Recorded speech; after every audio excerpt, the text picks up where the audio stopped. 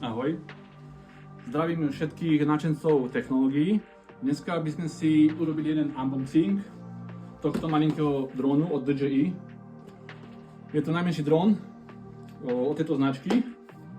Ja som ho dostal ako spoluprácu za natočenie nejakých reklamných shotoch a bude to aj moja výplata. Keďže som už jeden dron mal, ten som po týždni stratil, odtedy som sa tomu nevenoval.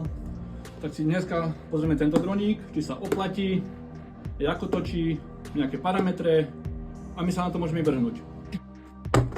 Takže teraz si ho ideme rozbaliť. Čo tu máme v balení? Máme tu nejakú krabičku, dokumenty a samostatný dron. Ešte tu je niečo proti vlhkosti, aby nám nezlhol. Pozrieme sa, čo máme v krabičke.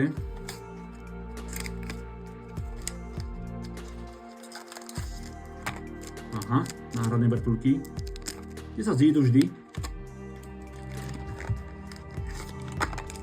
No, dokonca dve. Skrutkovač na výmenu vrtuliek. A USB-C kabel na nabíjanie. Ďalej, tu máme nejaké knižky, návody.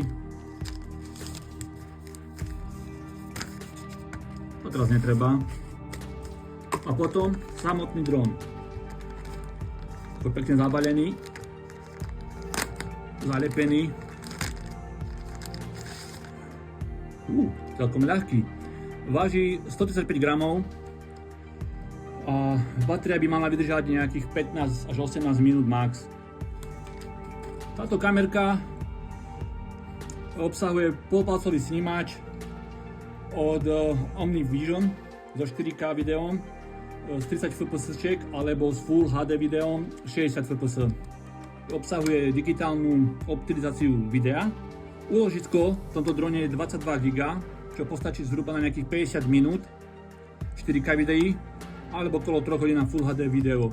Záleží od tých podmienok, teda v akom vetre bude fúkať, čo budeme točiť na ňom, biomasy. No. Ako môžete vidieť, dron má aj pekne krytý na vrtuľky, keďže nemá žiadne bočné senzory na vyhýbanie sa prekažkám. Dá sa ešte dokúpiť taký kit, ešte ďalšie. Myslím, že som to videl na tému, aj na tú prednú kameru sa dá kúpiť taký kryt a ešte na tento krytý ďalší krytý, hej. Možno to asi robí nejakú váhu, možno, že nejaká minúta pôjde dole. Ale neviem, možno to vyskúšam, uvidíme, ako to bude fungovať. Ináč tie kryty sa dajú dať dole, len sa to ťažko vyľupuje. Tak to teraz neviem dávať dole. Dá sa to ovládať úplne v pohode, iba čisto telefónom cez aplikáciu DJI Fly, čo si vyskúšame.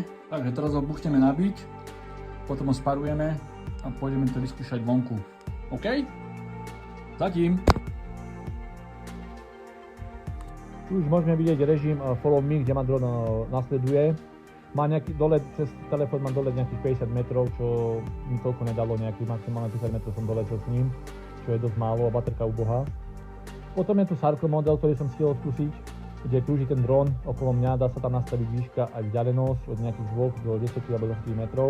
A potom tu máme režim, ktorý som ešte stihol, bol Rocket, kde vyletí ten dron vlastne hore nad nami. Je to slabý dron pre mňa, na nejaké vlogy môže stačiť, ale na reklamné účely určite nebudem točiť, takže ho vraciam a budem vyberať nejaký lepší dron, ktorý si pozrieme. Tento dole je fakt slabý, ale na vlogy stačí. Dobre, pa pa.